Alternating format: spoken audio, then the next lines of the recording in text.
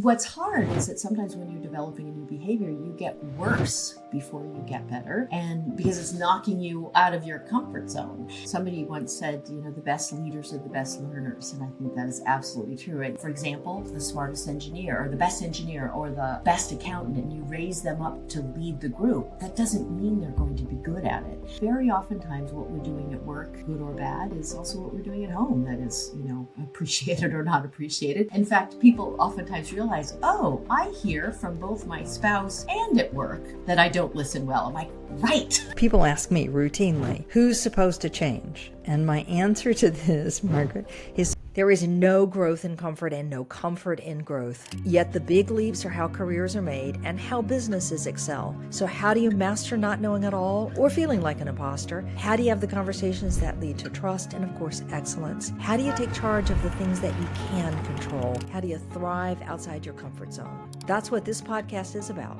I'm your host, Wanda Wallace, and it's time to get out of your comfort zone. Welcome to the conversation. I want to start today with what is a provocative, but I think rather true idea. IQ, no doubt, is going to help you launch your career. It's probably going to help you get hired. But here's the controversial thing. It's probably not going to help you get very far. So in fact, the higher you go in the organization, the more you need relationship skills or emotional intelligence, we might say. So how do you actually begin to develop those emotional intelligence skills? How do you know if you've gotten enough of those skills or not? And more importantly, how do you keep your IQ from being a barrier to your success? Now, I know that sounds a little crazy, but stay with me because I think that's a really important concept. So my guest today is Margaret C. Andrews. She's a seasoned executive, academic leader, speaker, instructor, created and teaches a variety of leadership courses and professional executive programs at Harvard University. She's the founder of Mylo, MYLO Center, which is a private leadership development firm. And her clients include some of the big ones: Amazon, Citibank, Continental, Walmart, Wayfair, and the United Nations.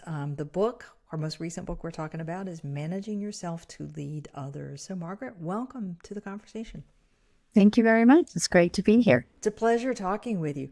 So why did you get interested in this topic enough to write a book on it? You have enough going on between your teaching and your own business. Like, why this book? Yeah, I had people ask me for a long time, when are you going to write the book? And I said, never.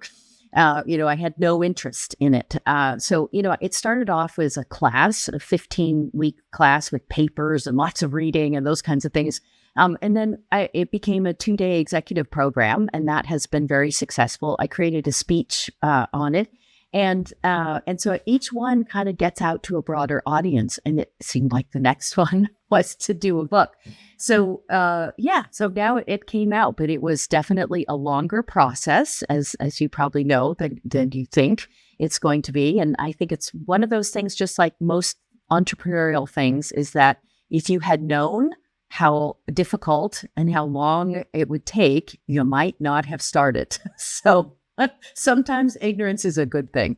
I can testify that you're accurate on all of those, and that as hard as the writing is of a book, which is a process in itself, the selling of a book is a completely other issue. But that's not our topic for today. Let's get back to this notion of what it is. How do you keep your IQ from really getting in your way? You start the book with a story about James, which was a bit of an inspiration for you. Tell me that story. Yeah. So in the Mylo class or the executive program, we use a case, and we were discussing this case, and it's about Dr. Ron Ventura, and he is a brilliant surgeon, very skilled. We love what he does. He's raising the reputation of the hospital and revenues and these kinds of things. And he's also has some terrible interpersonal skills. So he's yelling at people in the operating theater, and he's bullying people, and right. So we have this thing. So we take the perspective of his boss, a hospital administrator, and we have to decide, what do we do with this guy? Do we keep him and try to coach him, and so we can keep the best part, or do we cut him loose because this is really bad news? And so there's just a very impassioned debate going on in the classroom, with very strong arguments on both sides. And so we're narrowing it down and we're kind of coming to a conclusion. And just as we're doing that, I notice a hand that's raised in the back of the room. That was James. And he's been in the program the whole time, but he hasn't spoken for the whole 2 days. So of course I call on him. And he says, "I'm Dr. Ventura." And it was just like you would see in the movies where everybody all together turned around to look at him. And so then he realizes what he said. And he said, "Oh, I'm not the real Dr. Ventura." He said, "I'm an engineer, not a surgeon." But he said pretty much everything else in that case could have been written about me. He said, I was recently passed over for a promotion. And he said, hearing this discussion and reading this case, he said, I see what my behaviors look like. And he said, it's horrifying. And I will say that was probably the bravest thing I've ever heard somebody say in a classroom.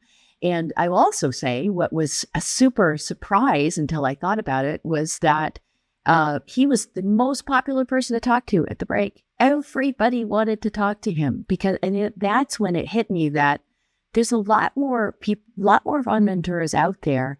And there are also a lot of people that fear they might be a Ron Ventura. So they wanted to talk to him. Well, and the other half of the population is working with a manager that is a Ron Ventura and trying to figure out, how do I get through this? I remember as I was just launching my book, You Can't Know It All, partly inspired by people like Ron Ventura, who are deep technical experts, hugely valuable to the company in a host of ways, but who were not the easiest personalities to deal with. Okay, and right, wrong, anyway, I did a conference with a whole room full, like hundreds of HR leaders, and I presented these cases, these real cases about these individuals with these personalities who are enormous contribution, making tons of money for the company in so many different ways, but are a bit problematic. And the question is, what do you want to do with them? But the HR staff pretty much uniformly in the room were ready to strangle me that I even posed the question of, do you keep them?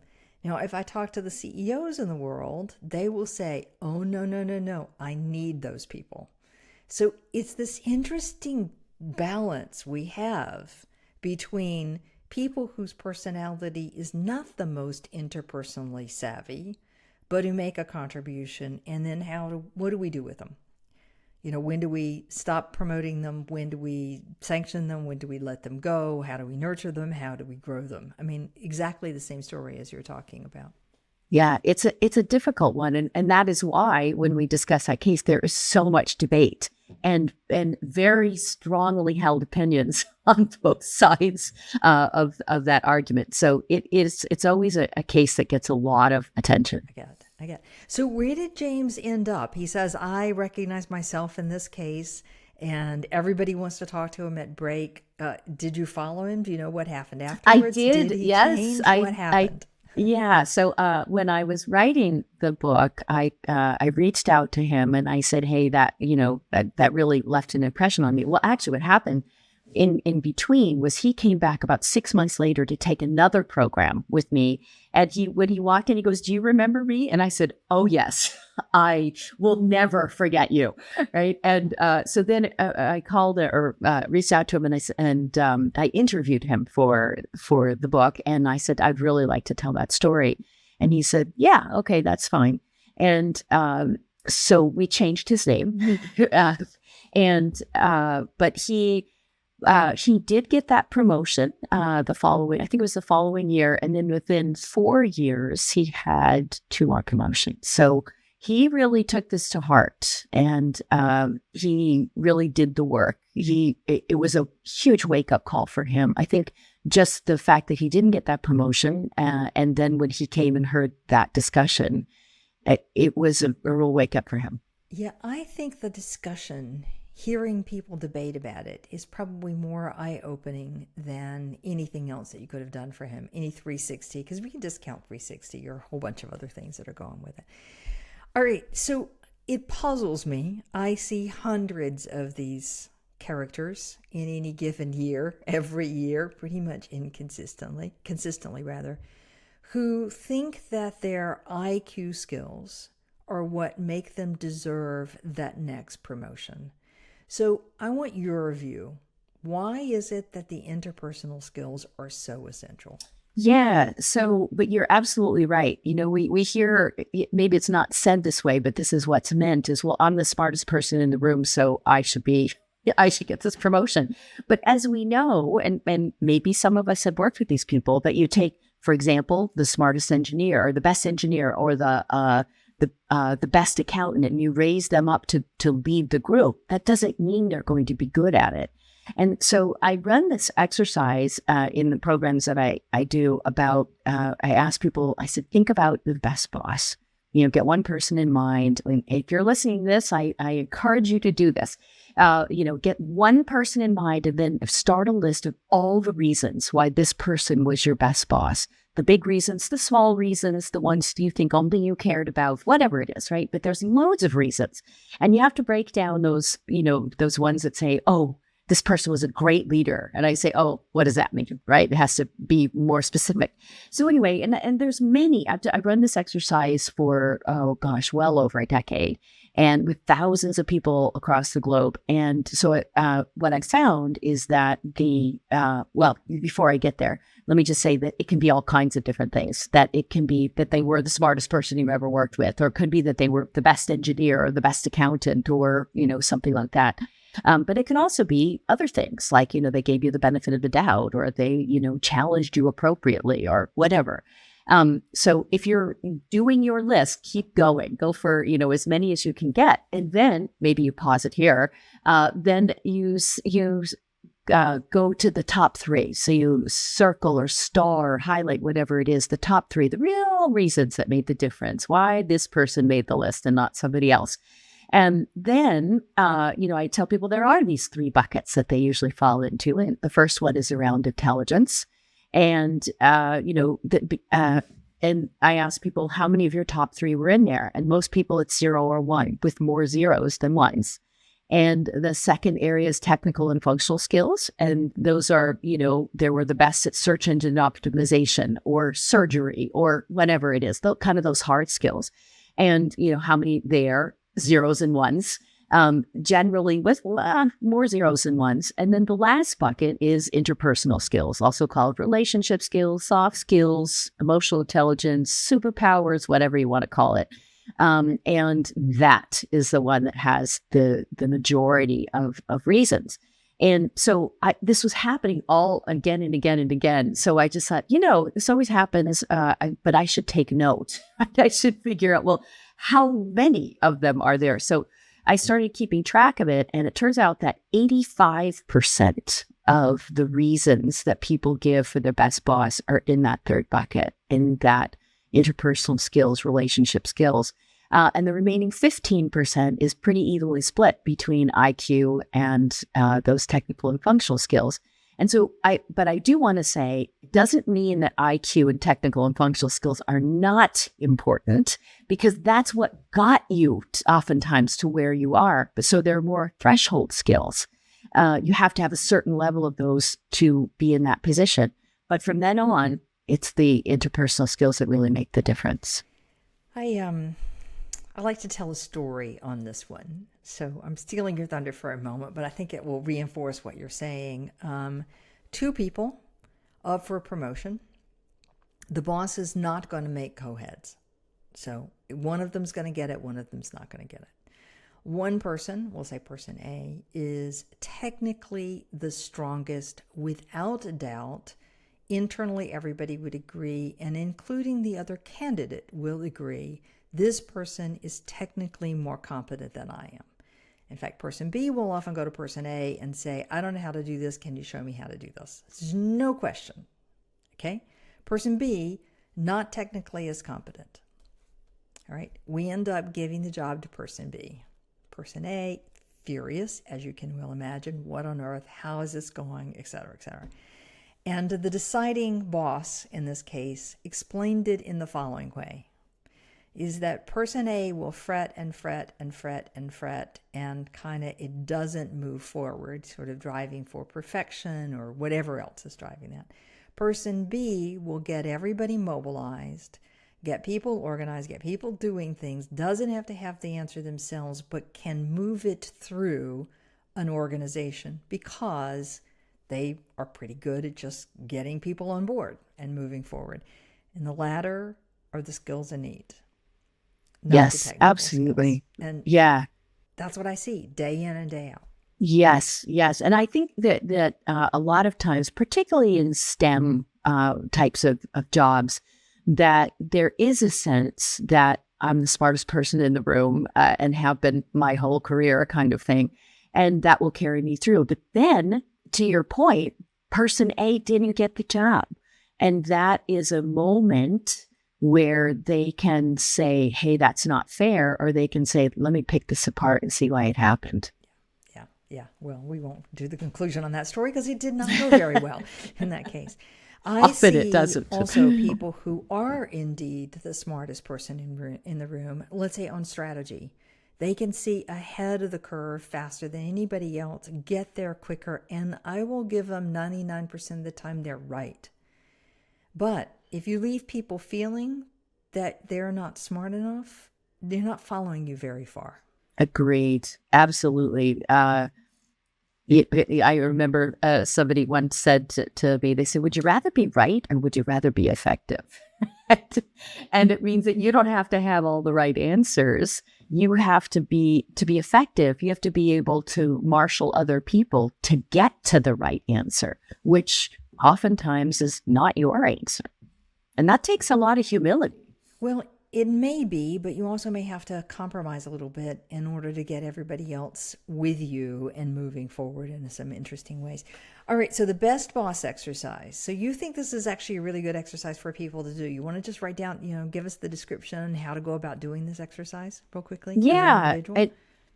So as an individual, as I say, think of that best boss, get that one person in mind, and then go for a long list.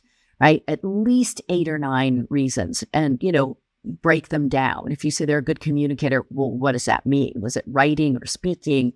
And then, come with that long list. And you can do this with a group as well, by the way.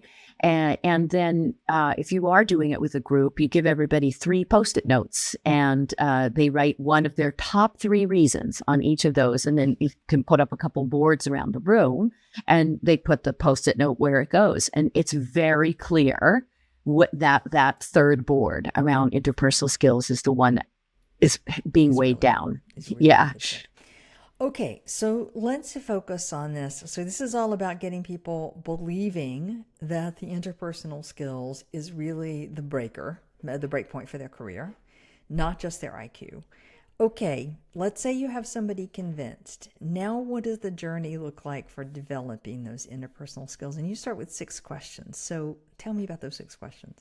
Yeah. So the 6 questions are really aimed at understanding yourself. And a big part of that is, I'll say, understanding your backstory, that it took everything in your life to get you where you are now. Some of that was, was great and some maybe not so great. So, but it's the 6th question. The first one is the big one that takes a very long time to really answer well, but also helps you answer the other ones. The first question is around who and whose thinking has shaped you as an individual.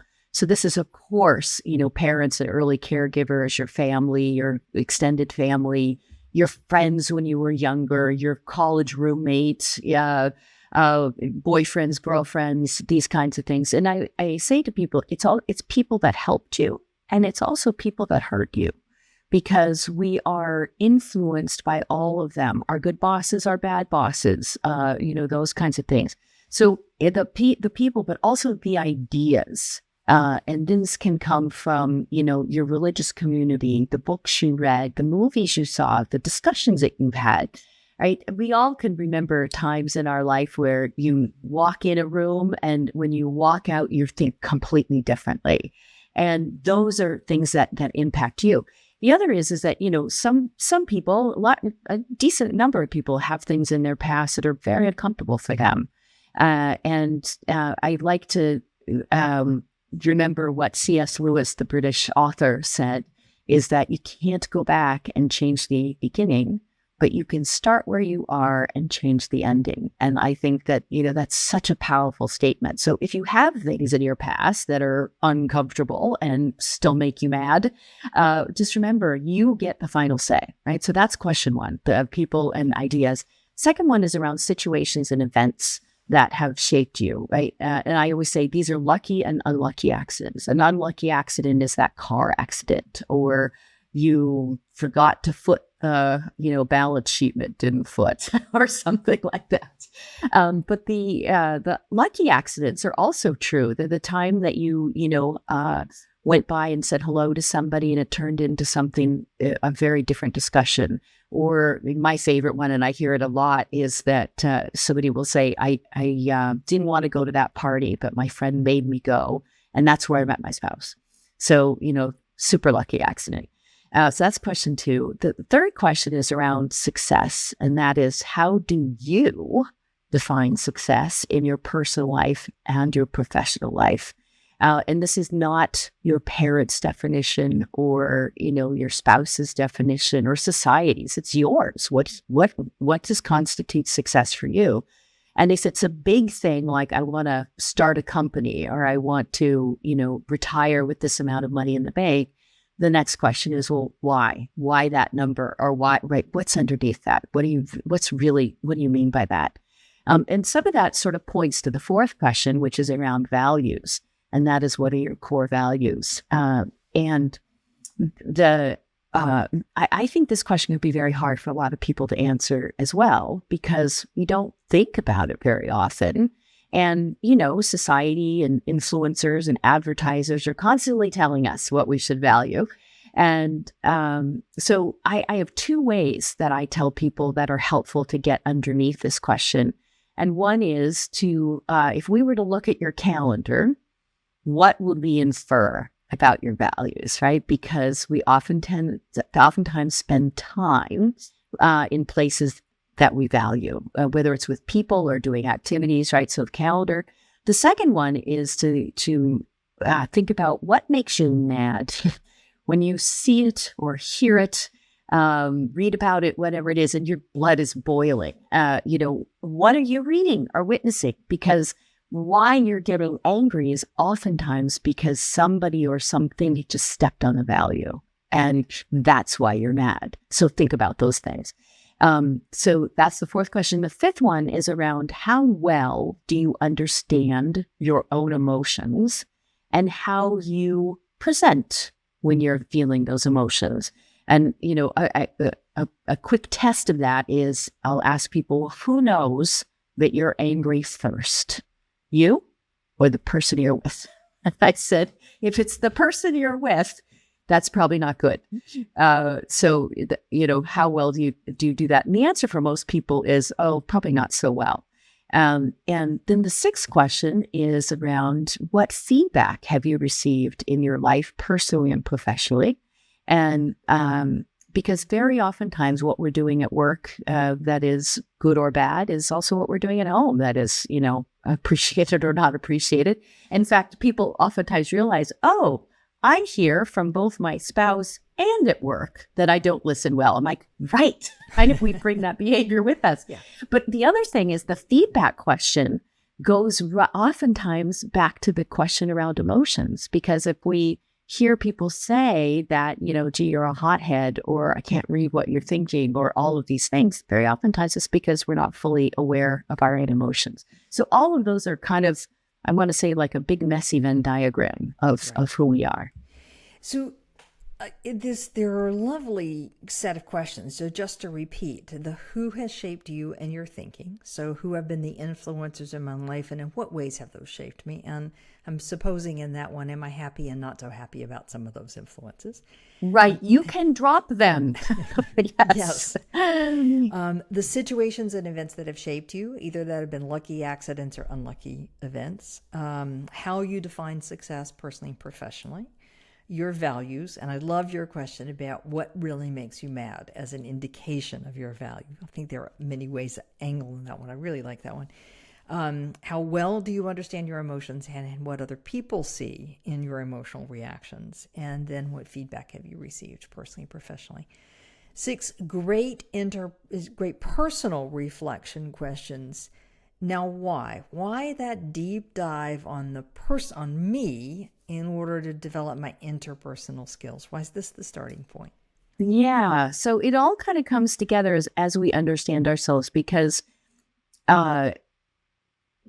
understanding ourselves helps us be a little bit more rooted. I'll say grounded, so that we don't get buffeted by every single wind that goes by, right? We know who we are. We know what we care about. We know what we want.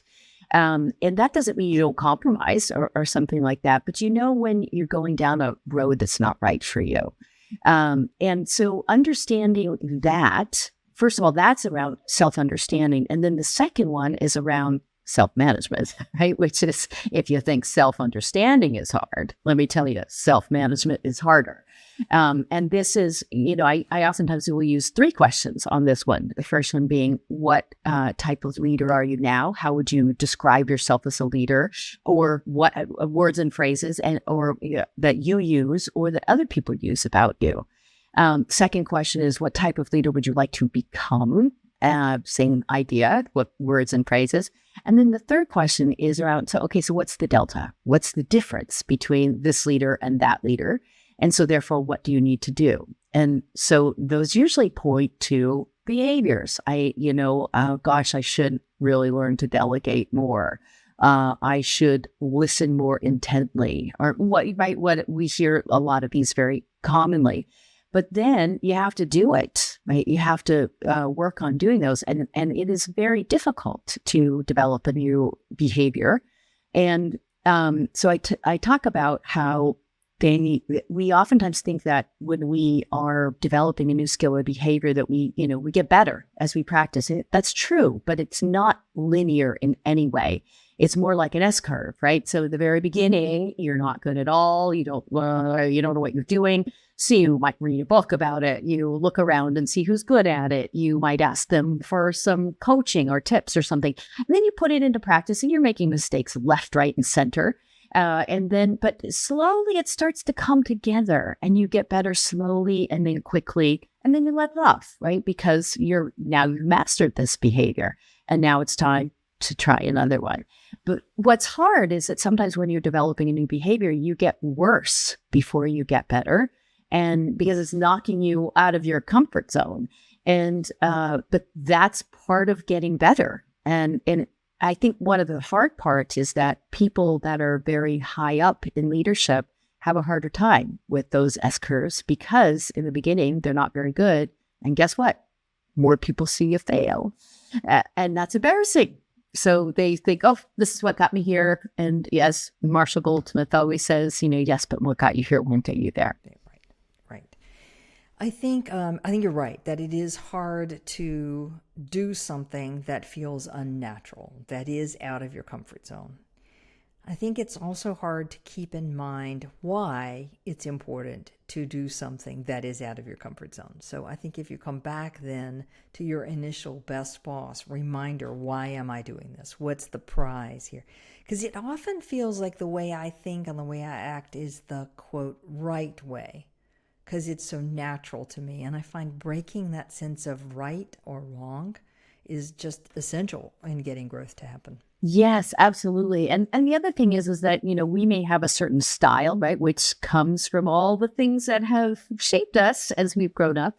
And it may work for us, but it's not always going to work for us. That we have different people that report to us and they're all different individuals. So they're going to react differently to how we present. And sometimes it helps to change how we present. Right. I find the senior leaders, the senior-most leaders, the ones that I admire the most, are the ones who are constantly looking for a micro adjustment that's going to get a better reaction from a broader range of people. So they're constantly asking for feedback. They're constantly asking, could I do that differently? And they're not looking like wholesale changes. They're looking, could I say that differently? Could I have handled that debate a little bit better? Did I miss an opportunity to say something I should have said? Those tiny adjustments are what I see the senior most leaders doing kind of day in and day out. And, they'll have a moment where there's a big growth and then kind of a plateau and then another big growth. But it's that willingness to embrace that nobody's ever perfect on this interpersonal piece that I think is essential. I agree with that. I don't know. Somebody once said, the best leaders are the best learners. And I think that is absolutely true. They're not there. They're still on the path. Yeah. Well, I say leadership is a lifelong journey. There's if you think you've got it perfect, then quit. You're on the downhill path from that. It's not a really good strategy. Okay. Do you have other exercises that you recommend people do? I mean, I love your questions, your 6 questions, and then the 3 specific questions, but are there other exercises? Yeah, there's one that I think a lot of people find helpful. I call it the zigzag chart because you'll see why in a second. I have, all these, and you can create your own, right? These are the ones that I think are helpful. But, you think about 2 poles of ways of behaving, introvert, extrovert, detail-oriented, big picture, right? These different ones. And you go through on this continuum and you say, well, where am I? Right. So you put, if it's a 1 to 10 scale, I'm a 7 towards this side or whatever. And then you connect all of yours all the way down. And so it looks like a zigzag. And then you think about, okay, the person I'm working with, maybe it's my boss or a peer or a subordinate. And then you say, to the best of your knowledge, where do you think they are on it? And so plot those and do their zigzag. And what you see is these kind of overlapping lines and things like that. So sometimes we're quite far apart and sometimes we're right next to each other. And far apart is not bad. That if you are an extrovert and I'm an introvert, it doesn't mean one of us has to change. It just means, okay, let me understand that about you. Or big picture or detail oriented. If we are different, when I'm explaining something to you, I may do it differently than I would want somebody to explain it to me. It's not a better or worse. It's a different. So I think, and I, did that for the first time when I was having a difficult relationship with somebody, and I was thinking, what do I do? What's going on? And it was very helpful. It was very helpful. Like, okay, so maybe if I explain this differently, it will be more understandable from their perspective. I find too often people recognize the difference and then they want the other person to change because somehow the other person is not the ideal or not the best or not the right or not the whatever. Okay, we all have justifications.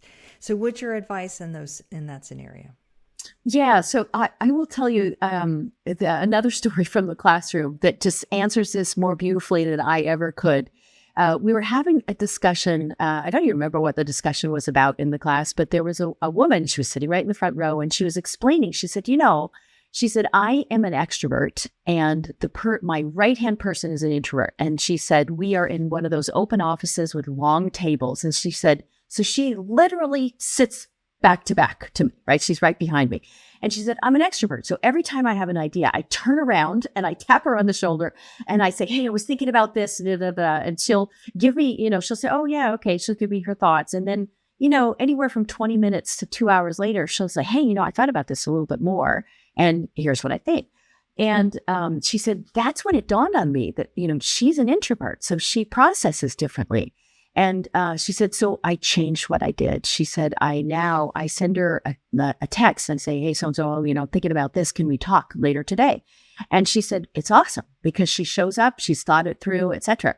But that was great. But what was even better was somebody else in the classroom said, hey, wait a minute. Why do you do that? You're the boss. She should change to adapt to your style. And that's when she said what I thought was so beautiful. She said, no, my job as a leader is to get the best out of her. And if that means sometimes I adjust my style, she said, that's what I'm going to do. And I thought she just nailed it, right? That was so perfect. Yeah. So it is a really interesting challenge that people run into all the time. People ask me routinely, who's supposed to change? And my answer to this, Margaret, is who's ever asking me the question. Because that's the that's one actually who's trying to move the relationship rule of thumb. forward. You adjust. And if you adjust, then the other person's going to meet you somewhere along the way.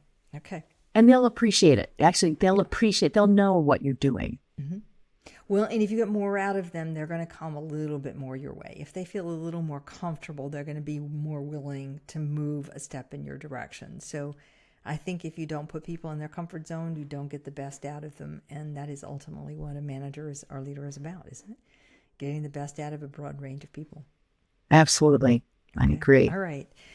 Margaret, so the book again, Margaret Andrews today, the book is Managing Yourself to Lead Others. Margaret, if people wanted to find you, where's the best way to get in touch? Yeah, well, I'll give you two. One is LinkedIn. I do, that's really the only social media I really use. And I am Margaret C. Andrews. Turns out there are lots of Margaret Andrews on LinkedIn, but maybe only one or two Margaret C. Andrews. So that's probably good. And then through my website, which is margaretandrews.com. So you can sign up for, book recommendations and that kind of stuff as well. Fabulous. I love the conversation. I particularly love the 6 questions because I think when you take the deep dive into yourself, you come to a deeper interaction, a deeper understanding of your own preferences, biases, limiting beliefs, a whole range of things. And it allows you to ask a question at the end of that. Is this the picture I want? Is this the leader I want to be or the leader I don't want to be? And just to repeat that, because I think it's really worthwhile for everybody, is who shaped you in your life and your thinking? What are the situations and events that have shaped you, whether lucky or unlucky, accidental or on purpose? How do you define success personally and professionally?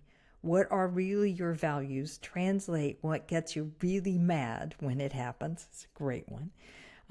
How well do you understand your emotions and how they appear in the world, often before you know what it is you're thinking or feeling? And then what feedback have you received privately or professionally? 6 great questions that'll let you address then what is the kind of leader I am and what's the kind of leader I want to be and how do I get to where I want to be. Margaret, great conversation. Really enjoyed it today. Thank you. Me too. Thank you for having me. It's a pleasure. Please check out our website, outofthecomfortzone.com. You'll find all sorts of resources there. And also check out our brand new YouTube site. You'll get some short clips from this, some additional materials. It's Out of the Comfort Pod on YouTube. And join us next week for another episode in Getting Out of Your Comfort Zone.